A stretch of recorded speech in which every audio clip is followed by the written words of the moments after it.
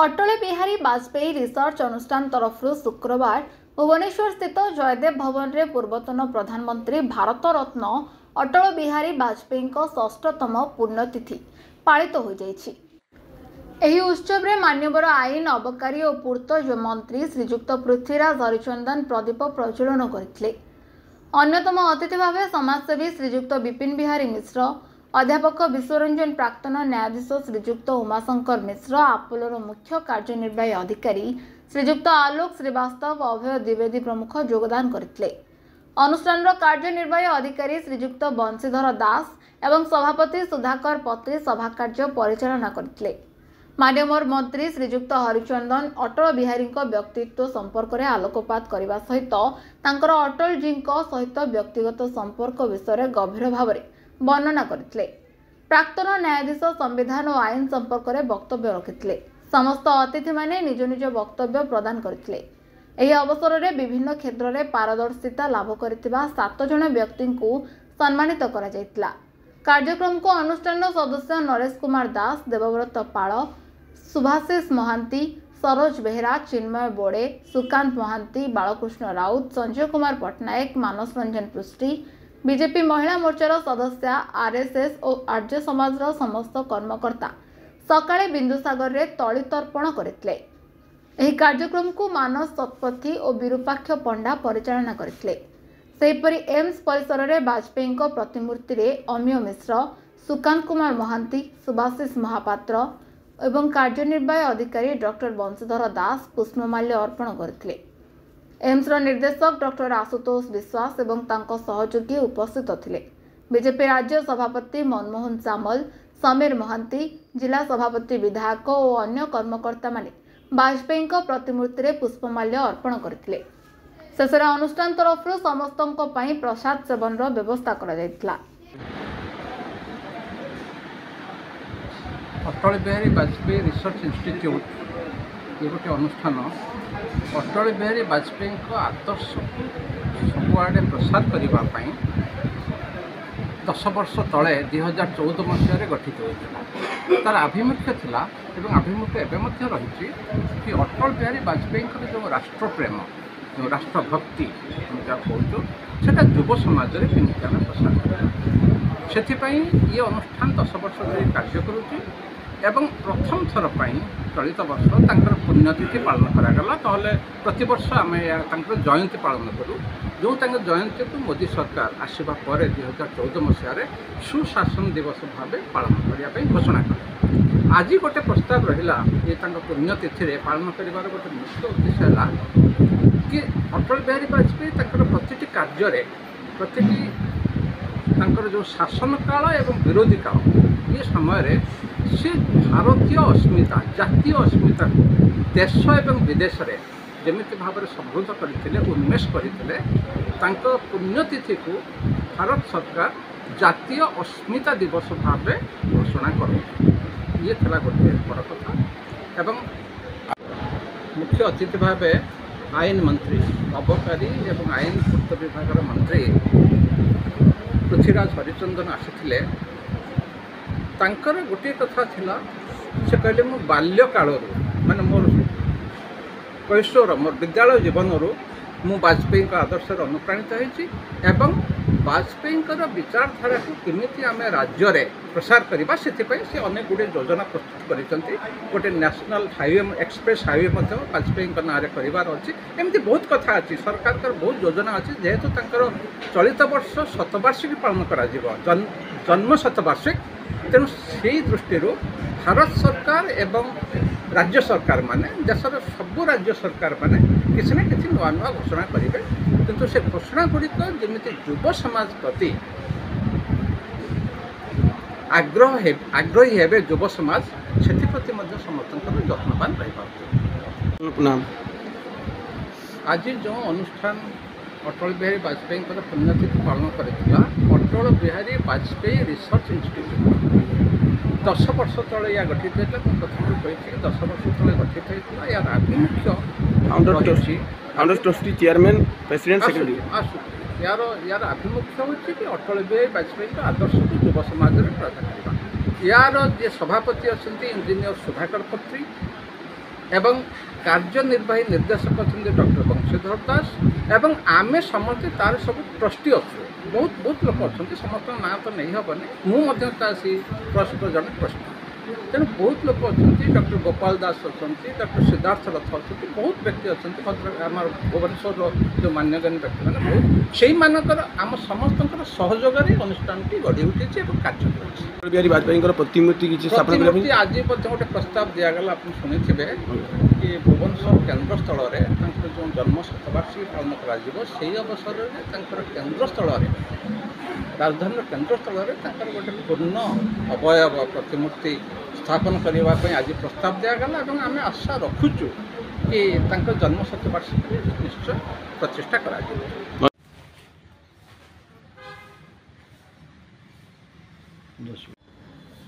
मु Sukanta Kumar Mahanti Atal Bihari Vajpayee research institute सदस्य आज भारत रत्न अटल जी पुण्य 6तम पुण्य श्राद्ध दिवस पालन करा जाउथला एवं यहाकू एभिआर तरफ समस्त सदस्य पालन कले। आज एम्स परिसर रे प्रथमे तांकर माल्यार्पण करागला। एथिरे एम्स निर्देशक डॉक्टर आशुतोष विश्वास समीर महांती भाजपार प्रेसिडेंट आमर मनमोहन सामल आमर कार्यनिर्वाही अधिकारी डॉक्टर बंशीधर दास संजय पट्टनायक सुभाषिष महापात्र अमीय दास चंदन भाई एवं समस्त कर्मकर्ता यूआरआई सेठारे पुष्पमाल्य प्रदान कले एवं तत्परे बिंदुसागर कूल आमर माननीय विधायक एवं आरएसएस कर्मकर्ता अनेक हिंदू जागरण समिति बीजेपी महिला प्रतिनिधि एवं सही कार्य को विरूपाक्ष पंडा एवं मानस शतपथी भाई ताकू परिचालना करथिले। तत्परे सभा कार्य अनुष्ठित होता। जयदेव भवन ठारे 11 महान कार्य थिला।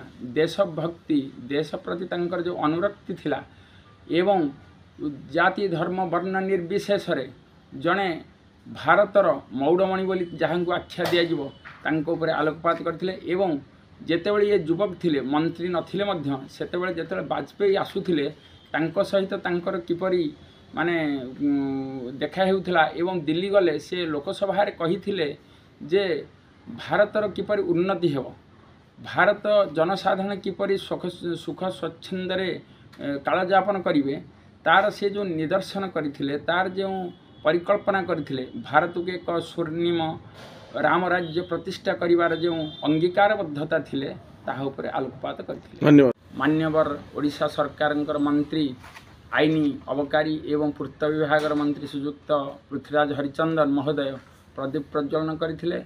तत्परे प्राक्तन न्यायाधीश उमाशंकर मिश्र महोदय संविधान और आईन प्रणेता विषय रे आलोकपात करथिले।